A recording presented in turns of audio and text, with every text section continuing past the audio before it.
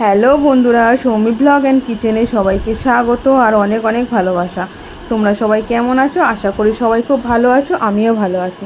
আজকে আবারও একটা রেসিপি নিয়ে চলে এলাম তোমাদের সাথে শেয়ার করতে।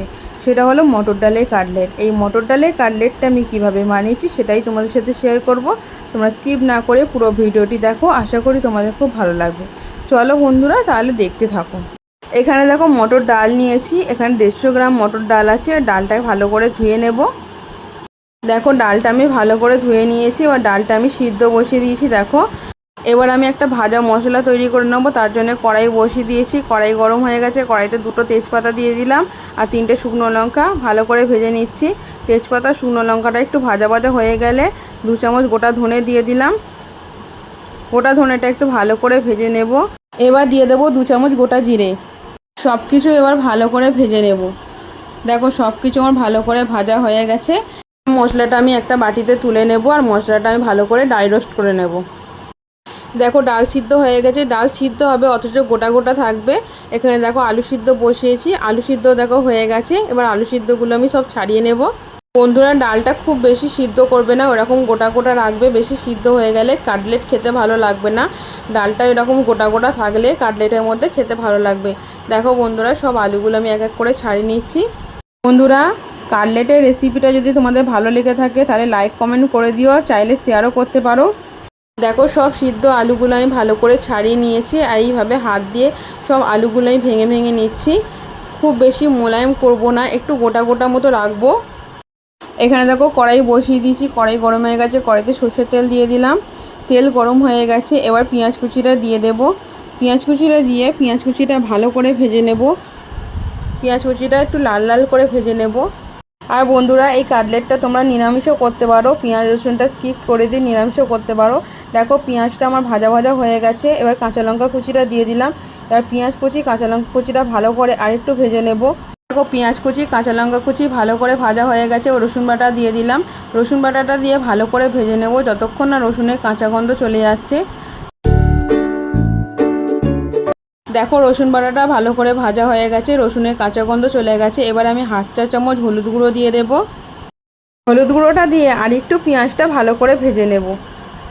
দেখো আরেকটু পেঁয়াজটা ভালো করে ভেজে নিয়েছি। এবার আদা বাটাটা দিয়ে দেব। আদা বাটাটা দিয়ে আরেকটু ভেজে নেব। দেখো পেঁয়াজটা আমার পুরোপুরি কষানো রেডি হয়ে গেছে। এবার সিদ্ধ করে রাখা আলুটা আমি দিয়ে দেব। এবার আলুটা পেঁয়াজের সাথে ভালো করে নাড়াচাড়া করে নেব। বন্ধুরা তোমাদের কাছে আমি একটাই অনুরোধ করছি, তোমরা ভিডিওটি স্কিপ করো না, পুরো ভিডিওটি দেখো।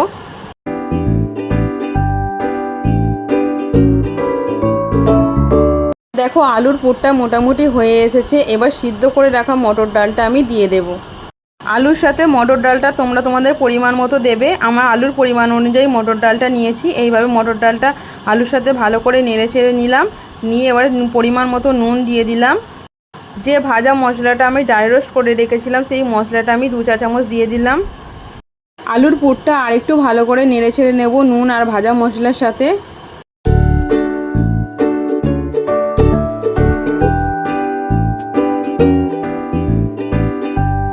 আলুর পুরটা প্রায় রেডি হয়ে গেছে। এবার 1/2 চা চামচ গরম মশলা গুঁড়ো দিয়ে দেব। সব শেষে ধনেপাতা কুচি ছড়িয়ে দেব।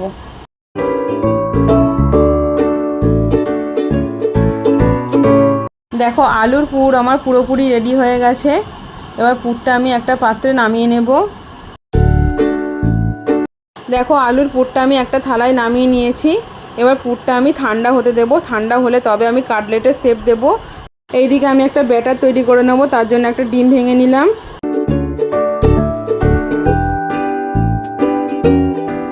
3 চামচ কর্নফ্লোর দিয়ে দেব।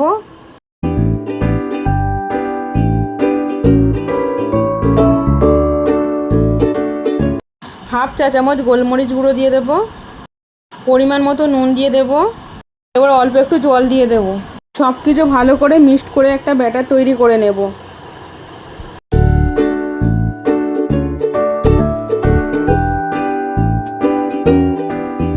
দেখো ব্যাটারটা আমার রেডি হয়ে গেছে। আর এইদিকে দেখো আলুর পুরটা ঠান্ডা হয়ে গেছে। এবার আমি কাটলেটের শেপ দিয়ে নেব।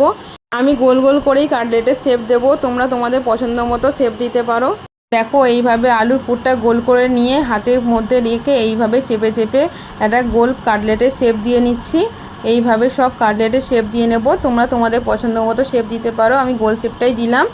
এইভাবে সব আলুর পুরটা আমি কাটলেটের শেপ দিয়ে নেব।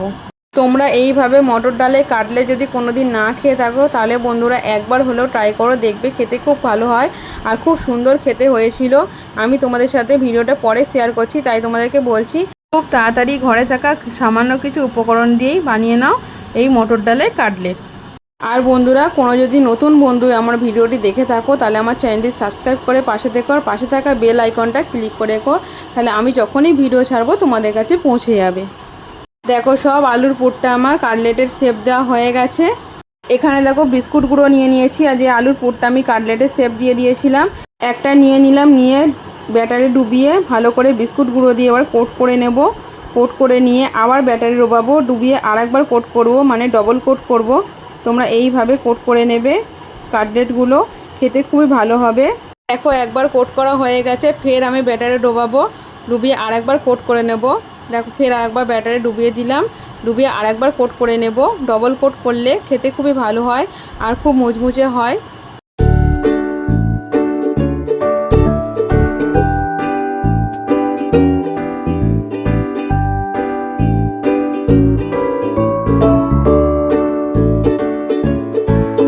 দেখো একটা কাটলেট আমার রেডি হয়ে গেছে, বাকি কাটলেটগুলো একইভাবে আমি রেডি করে নেব।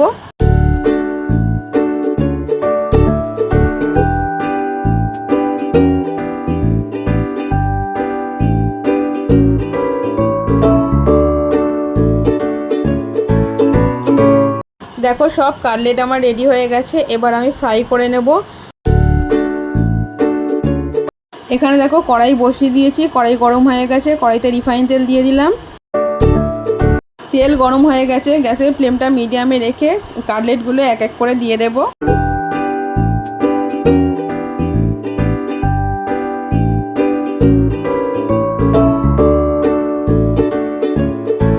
দেখো এখন 4টে দিলাম, বাকিগুলো আবার পরে ভাজবো। দেখো কাটলেটগুলো এইভাবে আস্তে আস্তে উল্টে পাল্টে লাল লাল করে ভেজে নেব।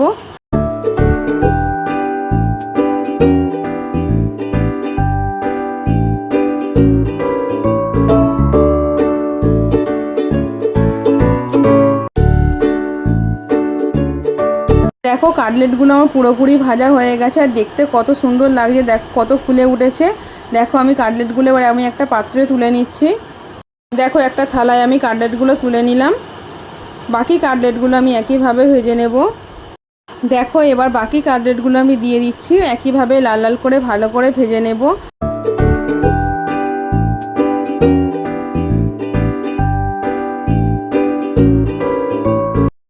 বাকি কাটলেটগুলো আমার ভাজা হয়ে গেছে, বাকি কাটলেটগুলো আমি তুলে নিলাম। দেখো সব কাটলেট ভাজা আমার কমপ্লিট হয়ে গেছে। এই মটর ডালের কাটলেটের রেসিপিটা তোমার কেমন লাগলো আমাকে কমেন্ট করে জানিও। সম্পূর্ণ ভিডিওটি দেখার জন্য সবাইকে অসংখ্য ধন্যবাদ। সবাই খুব ভালো থেকো, সুস্থ থেকো, সাবধানে থেকো। আজকের মতো ভিডিওটা আমি এখানেই শেষ করলাম। Tata, bye bye.